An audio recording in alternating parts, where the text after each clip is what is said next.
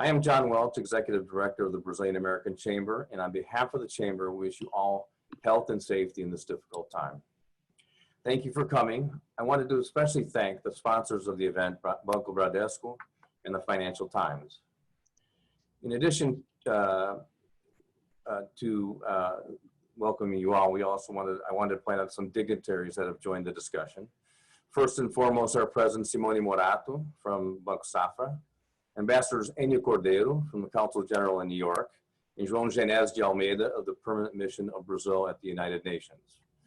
Colonel Alexandre Hoffman, also from the Permanent Brazilian Mission to the United Nations. The historian Victor Bulmer-Thomas, formerly of Chatham House and the Institute of Latin American Studies at the University of London, many of our board members and other persons of distinction. We thank you all for coming. Before we move to the discussion, we have the honor of having with us Almirante de Esquadra Liseu Zampronho,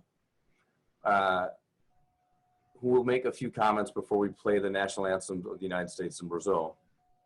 Admiral Zampronho joined the Brazilian Navy in February 1974 and graduated from the Brazilian Navy Academy in 1977. He was promoted to the highest Brazilian Navy rank of Almirante de Esquadra, which is the equivalent of a 4-star admiral, on the 25th of November 2015 and retired in July 2019. Admiral Zampronho graduated at the highest levels of the main Brazilian defense and Navy schools.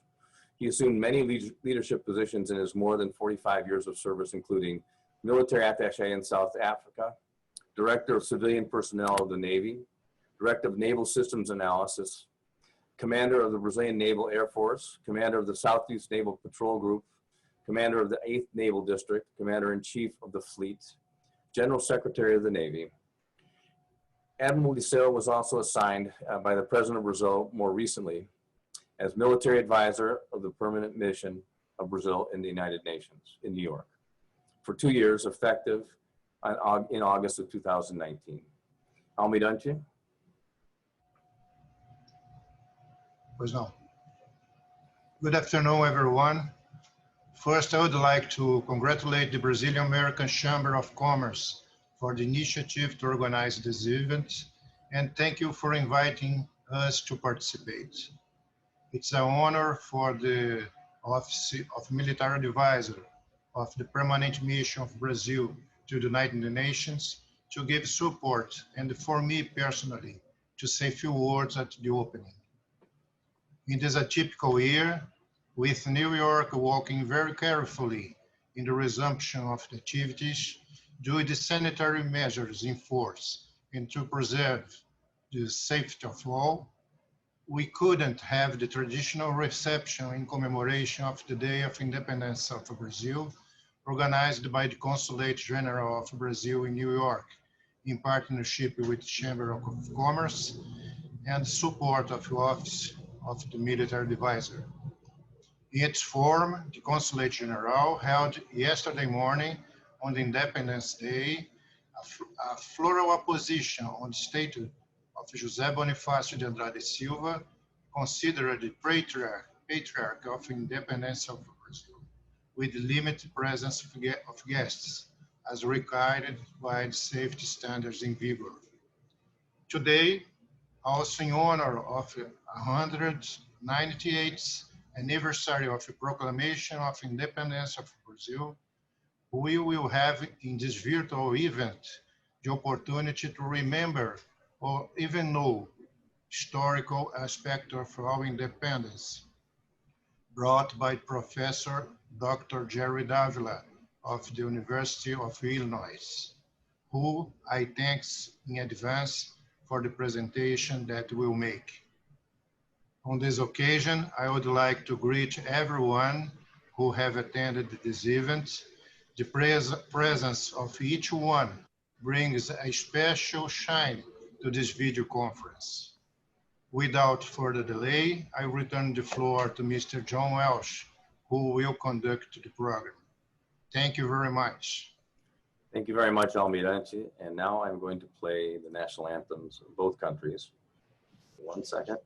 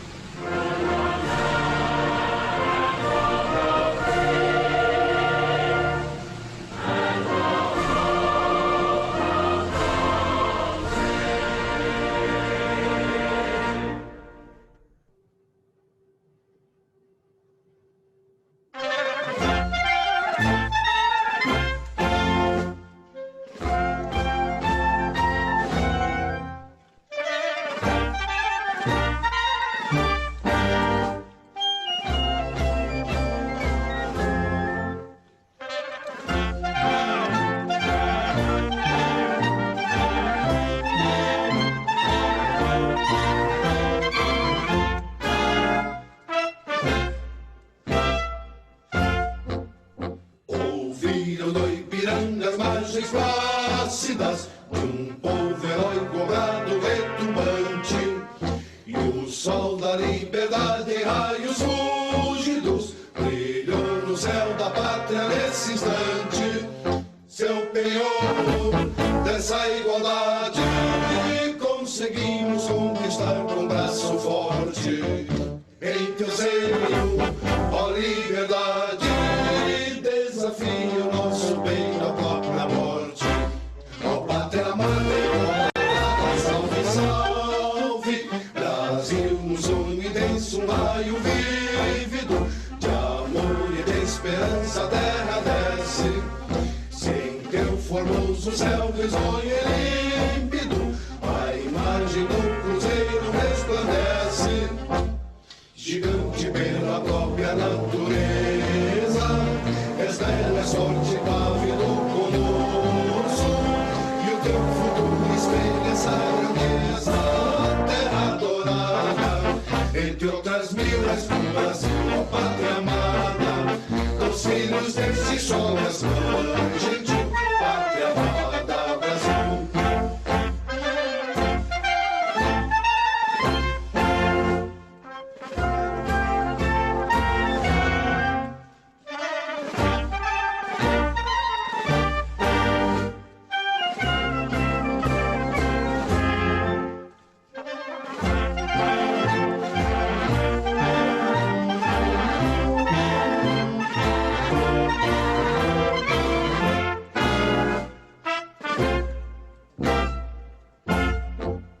Deitado eternamente em berço esplêndido, ao som do mar e à luz do céu profundo, fulguras, ó Brasil, florão da América, iluminado ao sol do novo mundo, do que a terra mais garrida, teus risonhos lindos campos têm mais flores, nossos bosques têm mais vida, nossa vida no teu seio mais amores.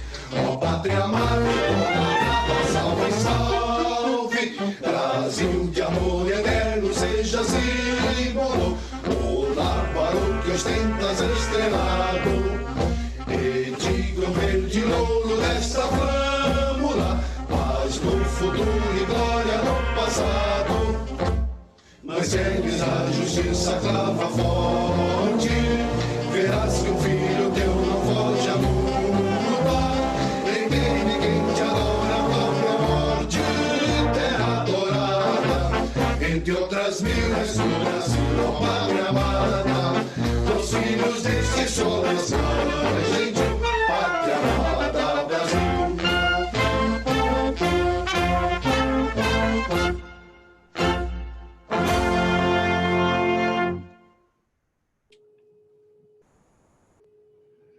Thank you very much for that, Almirante. He was the one that provided the videos. We usually have the band from West Point when we do this in person. And that was I think the first one might have been the West Point band. We now move to the discussion. Today we are pleased to have with us Jerry Dávila, professor, the Jorge Paulo Lemann Chair of Brazilian History and Executive Director of the Illinois Global Institute at the University of Illinois. Jerry is a foremost scholar on Brazilian history and has published on several themes, including the influence of racial thought in public policy in Brazil, as well as the state and social movements in the 20th century. You can find his full bio on the reminder sent yesterday and on the Chamber website. Because this is a discussion, we encourage participation, but only after Dr. Dávila's opening remarks. Please remain on mute during the remarks and when others are talking. Also, please indicate your intention to ask a question by raising your hand. You can do that at the bottom of your screen. There's a little button called reactions, or you can put it in the chat. Either way is fine, and we'll manage the questions. Thank you very much. Dr. Dávila.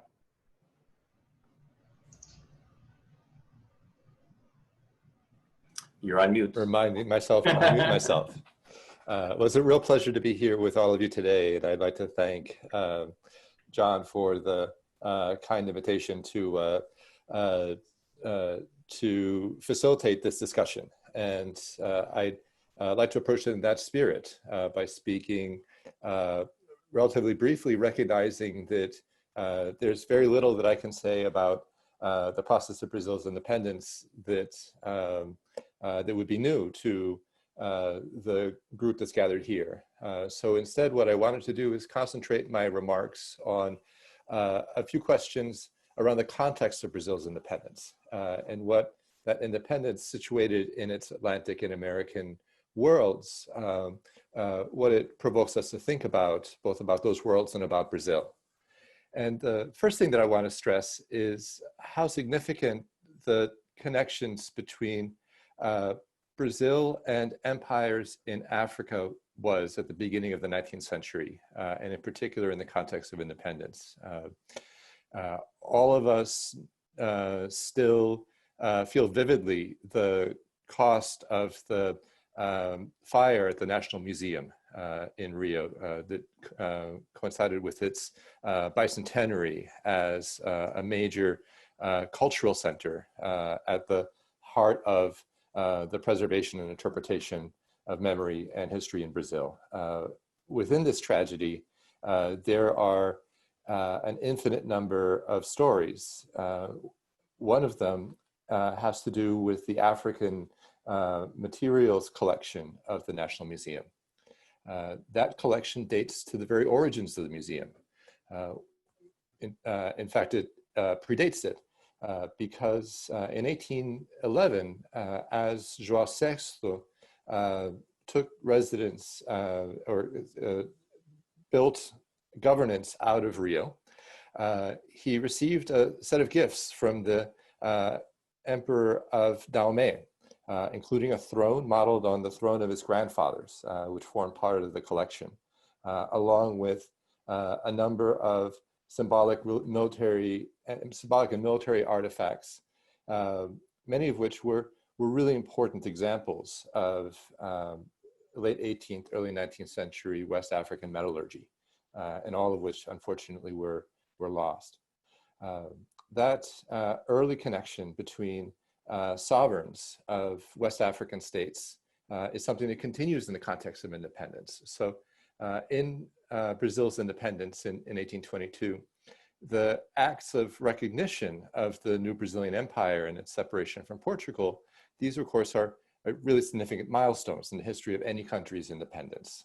So the 1825 treaty with Portugal, the recognition a year earlier by the United States stands prominently, the recognition by Argentina, which is almost immediately tied up in a conflict between the two nations.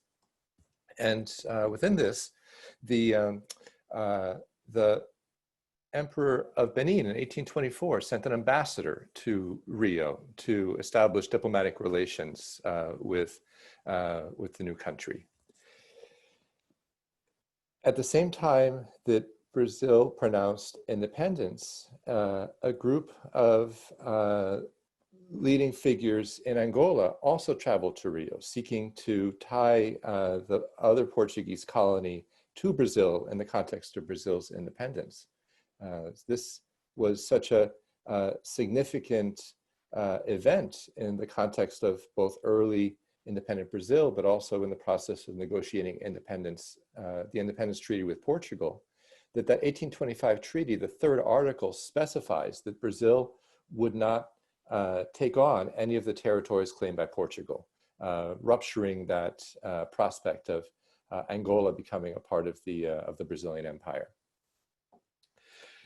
So these connections between West and Lusophone Africa and early independent Brazil, they're a reflection of several things. One of them is these are connections that were based on the economic ties anchored by the slave trade. They're also connections that remind us to reperiodize our thinking of African history. We often think of the relationship between African nations and African regions and the rest of the world in the 19th century through the lens of the process of European colonization and colonial domination. But that process comes later, and as it does, it begins to break down the possibilities for connections with other territories of the Atlantic, most notably Brazil. Within the context of the Americas, Brazil's independence is in many respects one of the movements that is especially similar to that of the United States in juxtaposition to other movements that take place in the Caribbean and in Spanish America.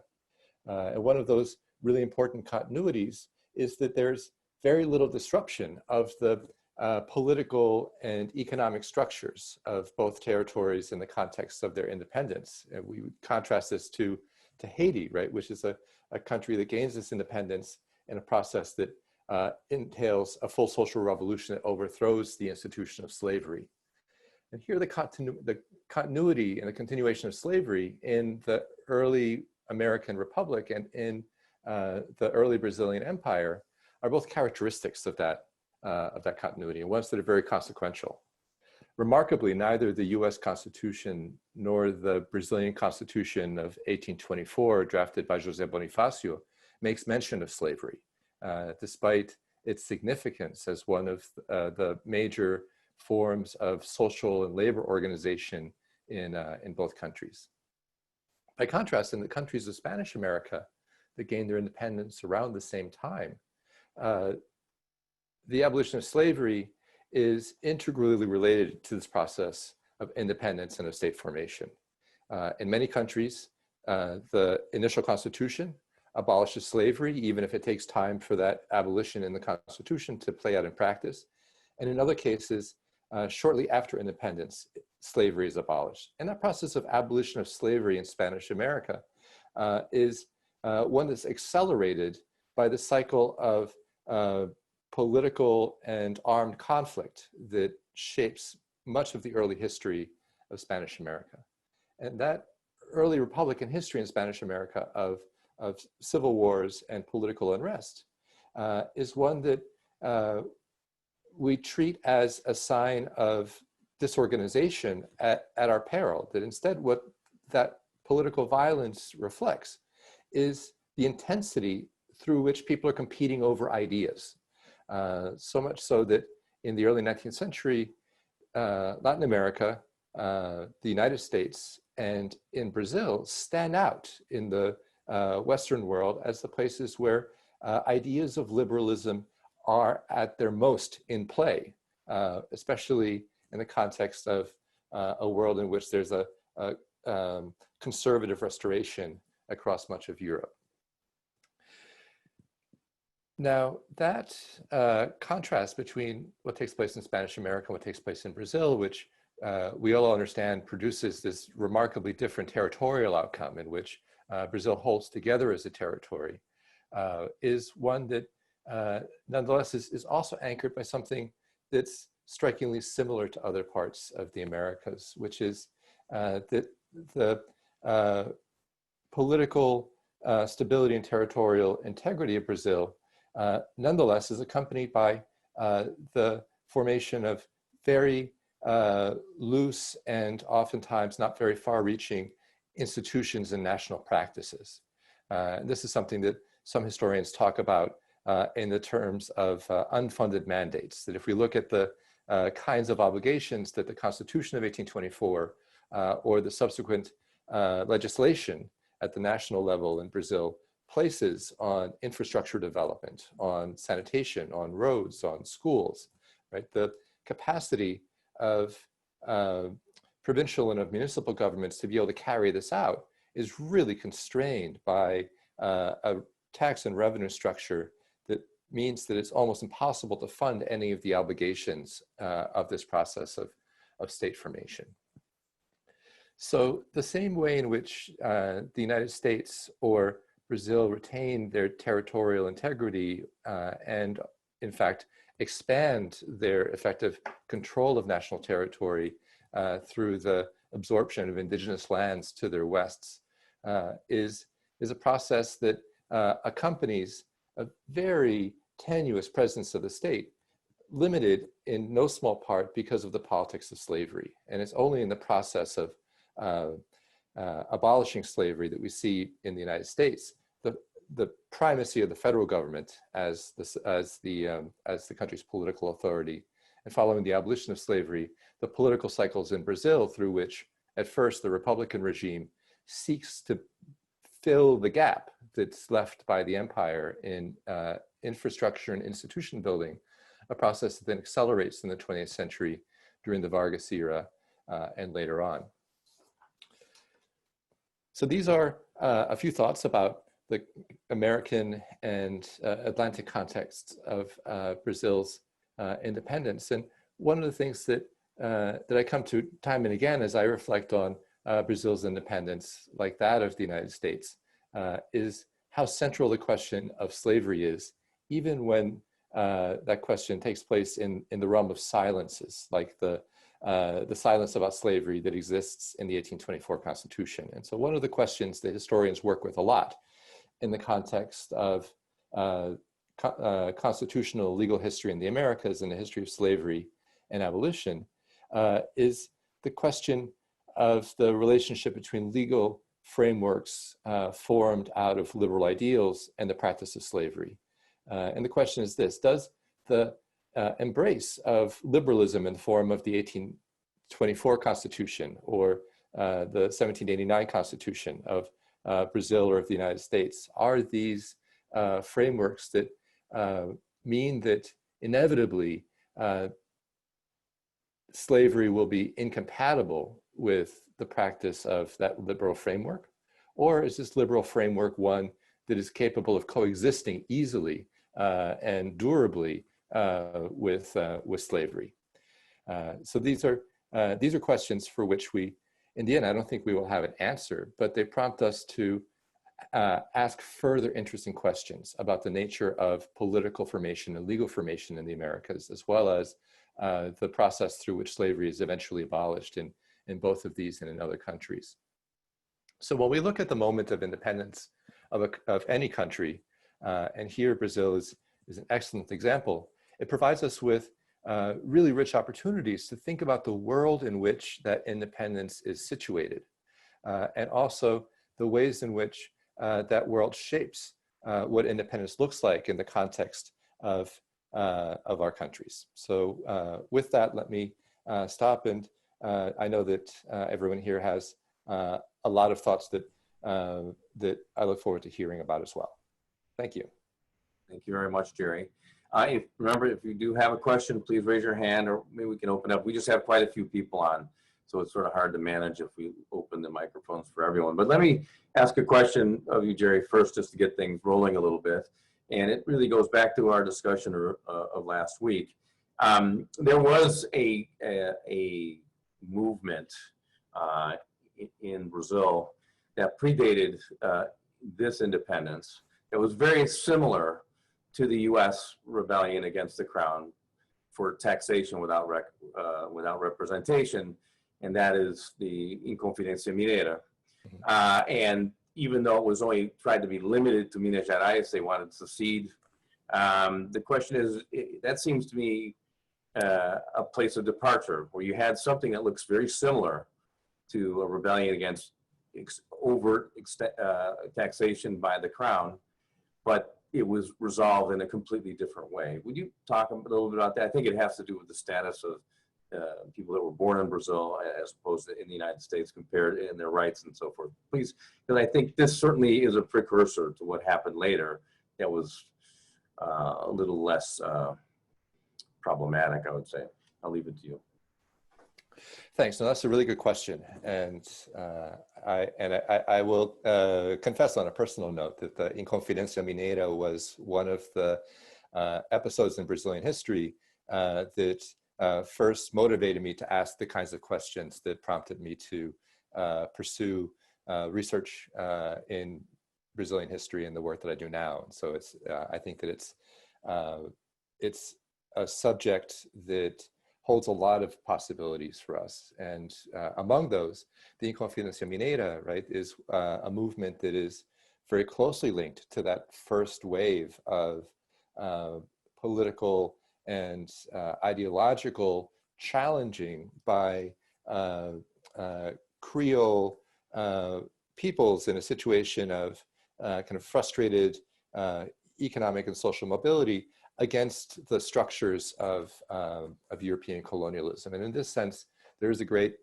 deal of overlap between the kinds of goals that the Inconfidentes pursued and how they organized around them, and that of people in the late colonial British territories that become the United States.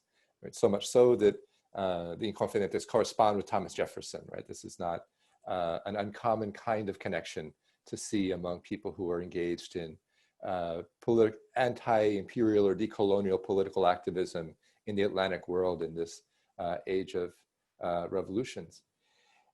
And one of the things I think is particularly notable about late 18th and early 19th century Brazil is that this is a colonial territory that is really distinctive in the Americas because it doesn't have a print culture, right? Famously, the first printing press comes with the entourage of João VI when he flees Portugal, right? This means that the kinds of practices that historians use to study the circulation of ideas, the nature of political debates, ideas about remaining within empire or becoming independent, right? The intense pamphleteering that you see in places like Boston or Philadelphia. This is something that is not entirely non-existent, but quite rare in Brazil. And so there are moments of conspiracy. The Inconfidencia is one of them that's significant because of the correspondence that the people involved in it conduct. And it's also significant because a lot of the records we have of it are the records that then come from the trials. And that then becomes, for a lot of the movements for independence in late imperial, early national Brazil, that's the record that we have, the record of the legal suppression or the trials of the people involved in sedition or in conspiracies. The conspiracy of the tailors in Bahia is a great example of this. But this means that there's a huge gap in our understanding of how different peoples in different regions of Brazil might have talked about what's going on in their world. Because again, that printed record is something that that we don't have access to in a way that we do for really for the rest of the Americas. Thank you, Dr. Dávila. Well, we do have some other historians in the audience, and we have some questions. So let me first turn to Stephen Graham, because he put his hand up. And I think Dr. Bulmer Thomas also put his thumb up, but not remotely. So we'll first go to Stephen. Thank you, Dr. Dávila. The big difference between the Brazilian independence and the U.S. always seemed to me that in the U.S. it was an armed rebellion that overturned the whole system of government, established a republic. And in Brazil, it was more of a family affair, right, where John VI was in power and gave power essentially to his son, Pedro I. So my question is, after independence, was there much of an upheaval in Brazilian politics, in the Senate, in the lower house there, or in state level politics? Or was it sort of a continuity and the average person might not notice the difference? Thank you, Professor Graham. That's a great question. And there's, I think, a few things that are in play here that are really fascinating. I think that Brazil is an extraordinary case in this age of revolution as a nation that gains its independence in a manner in which the same people who are the heads of state in the morning independence is declared, and in the evening after the independence has been declared are one and the same, right? This is a remarkable pattern of continuity, but it's one that also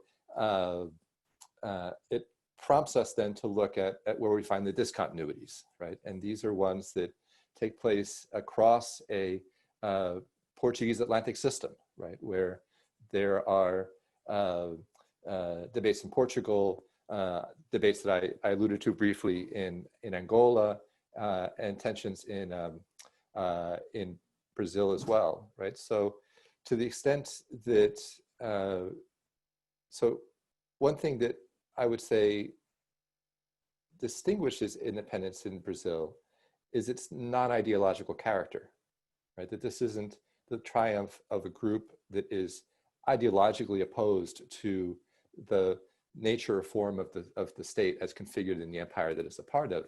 Right? This is a much more, this is a movement that we need to think about much more in its pragmatic terms, right? What it means in terms of the kind of pragmatic management of fractious politics in Brazil and in Portugal, and what it means for the economic underpinnings of Brazil emerging as a monarchy, right? In this context, the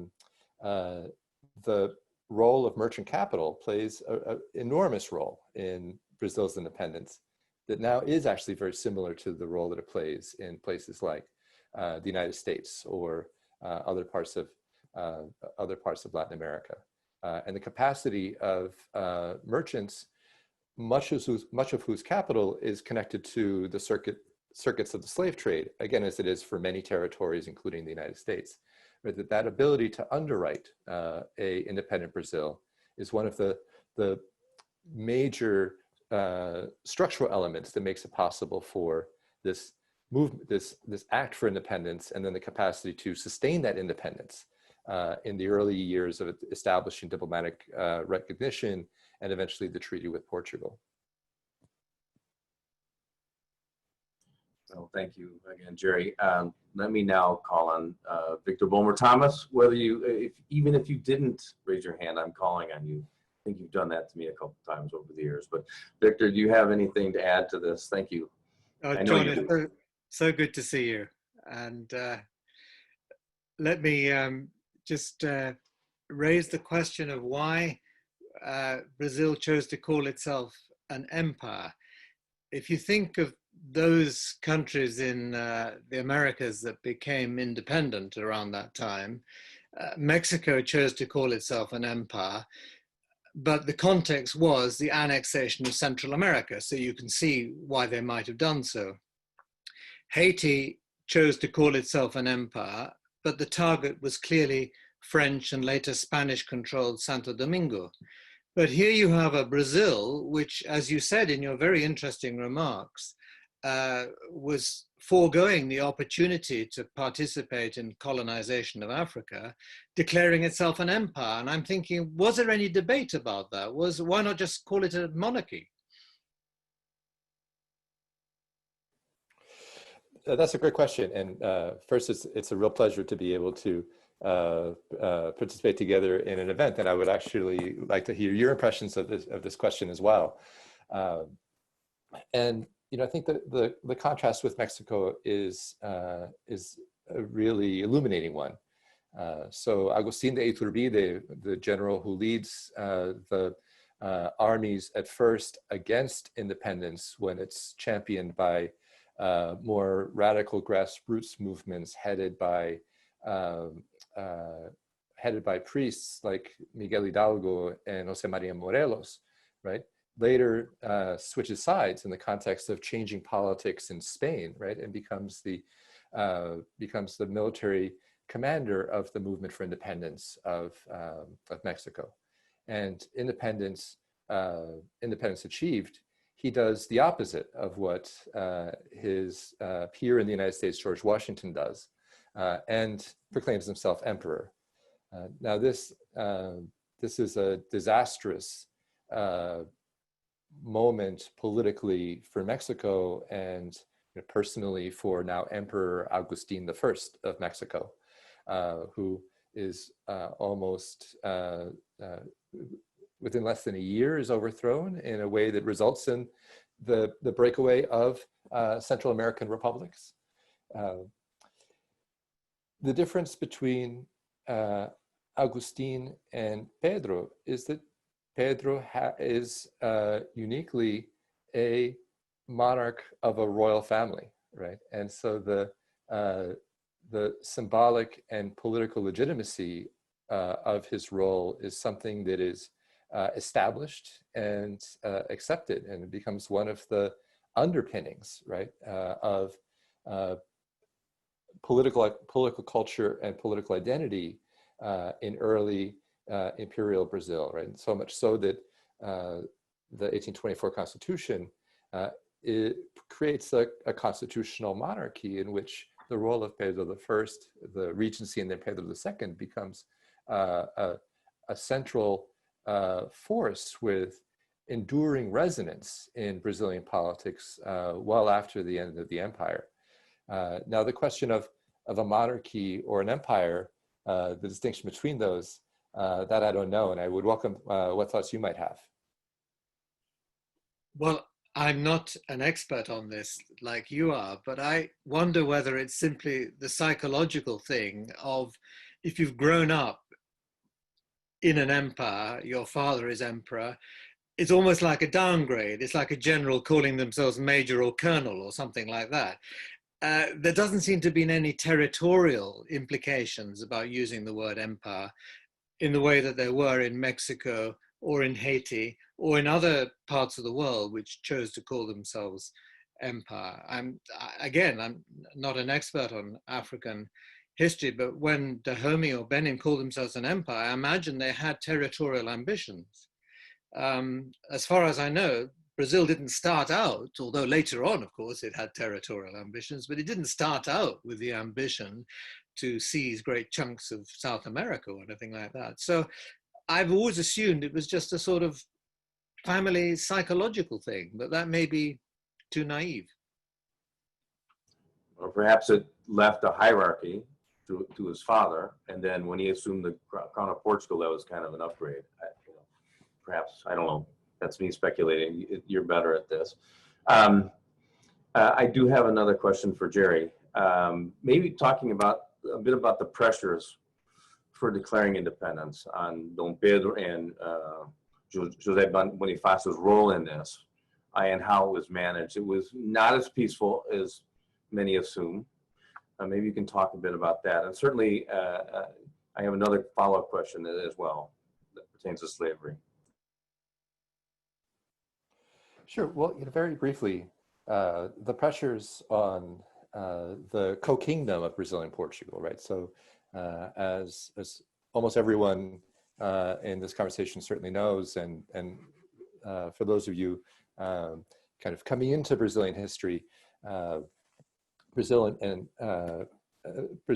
doesn't have a formally subordinated role. It has a kind of a what is called a co-kingdom role with Portugal in beginning in 1815 and lasting for about 7 years before the Declaration of Independence.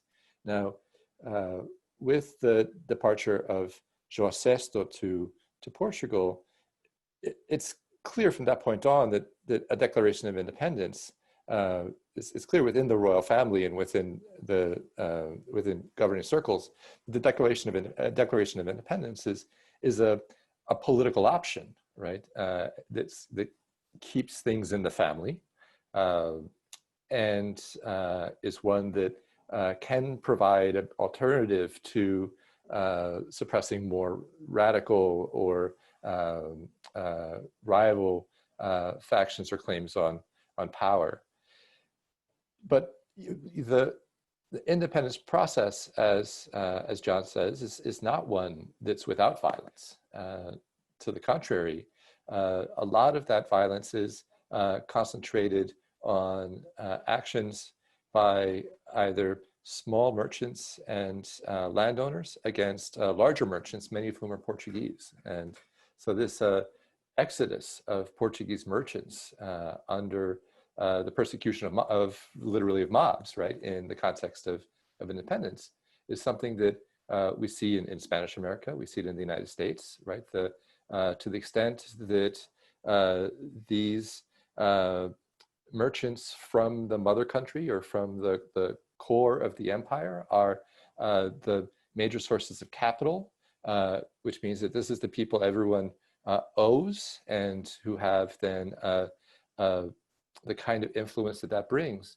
right? They become the major targets of a lot of the early kind of reshuffling of political and economic relations in independence.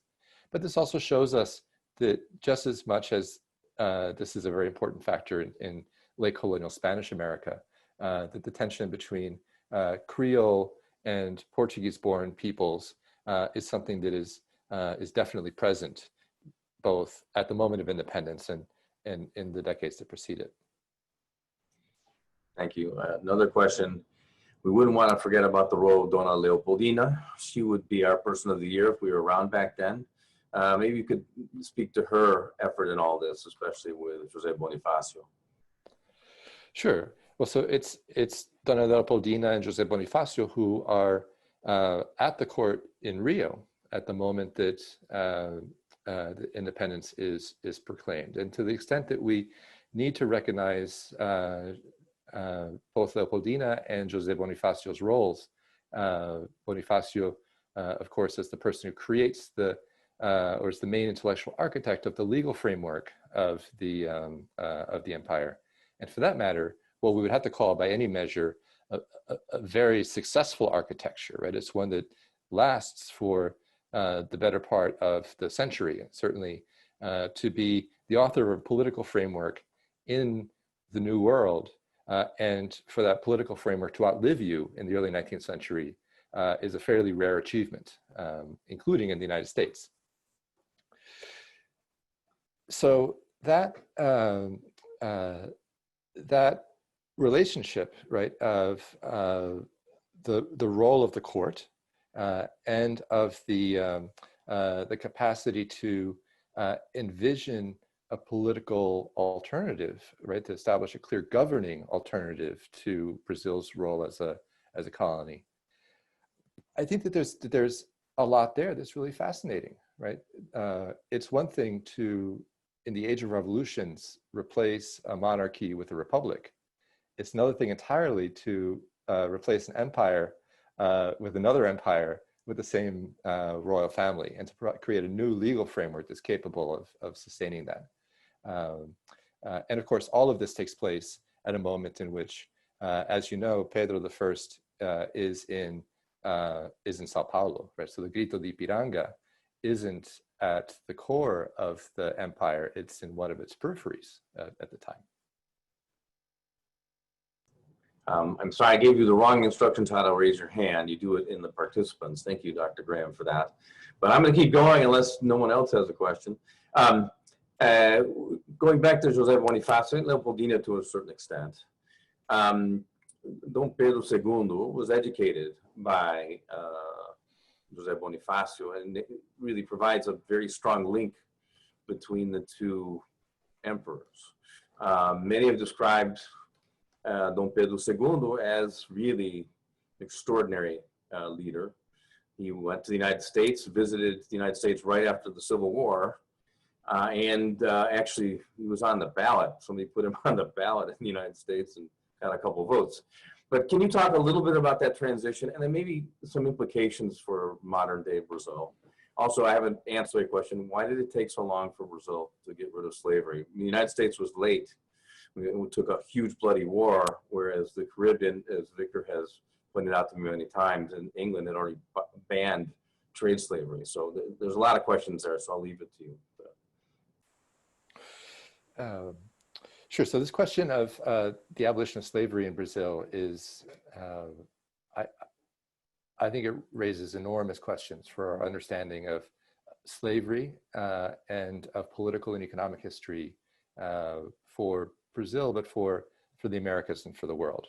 Right? And in this context, it's really important to juxtapose what takes place in Brazil, the United States and the remaining Spanish colonies with what happens in independent Spanish America, right, where slavery is abolished at an accelerated rate in the wake of abolition, in the wake of independence.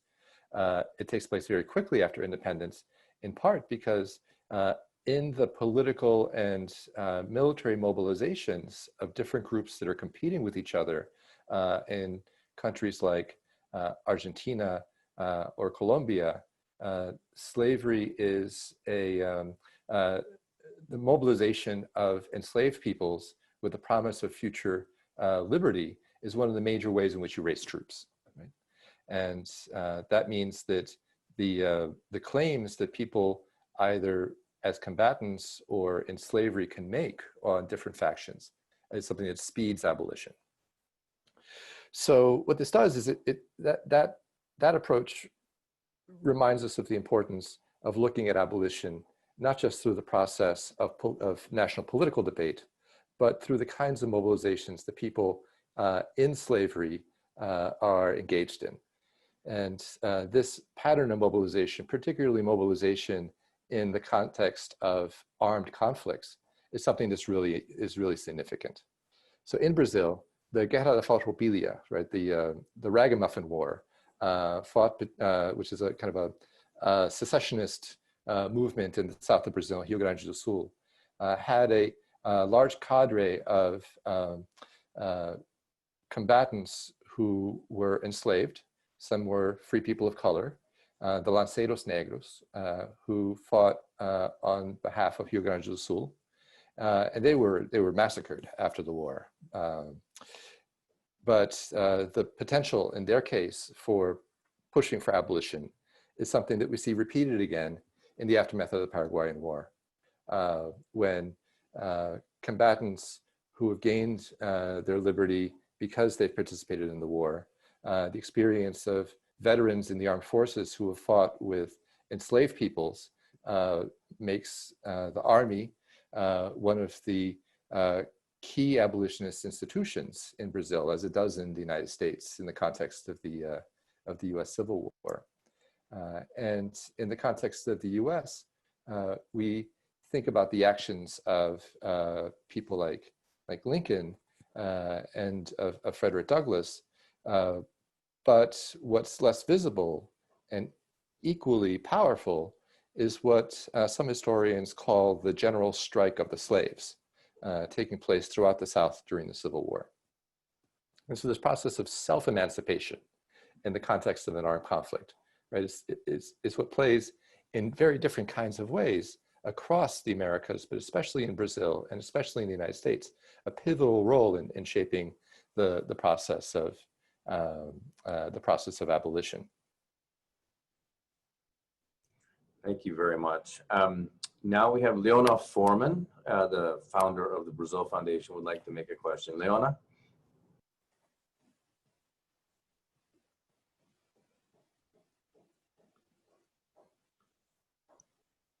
There I go. Hello, thank you, John. And it's been very interesting to listen to the historians. And the question I have, I'm not a historian, but I had an opportunity to see a play about Dona Leopoldina, which opened a whole new perspective for me in terms of how not just the imperial family, but how society reacted to the movement of independence. And her role, she happened to have been made, is it called regent, while Dom Pedro I was in São Paulo. And during those days in which she could sign documents, she was the one who signed the Declaration of Independence on the 5th of September. And from the historians, I'd be curious to know how much reality there is in this fact, how important it is, and why has it been so obscured. The play ends with her saying, it's a beautiful play, with her saying, the only legacy I leave is a train station in Rio de Janeiro falling into pieces. Thank you for the question, and I think it raises a lot of really important possibilities. And before speaking to them, I'd like to ask if the other historians also in the discussion have anything that they would add.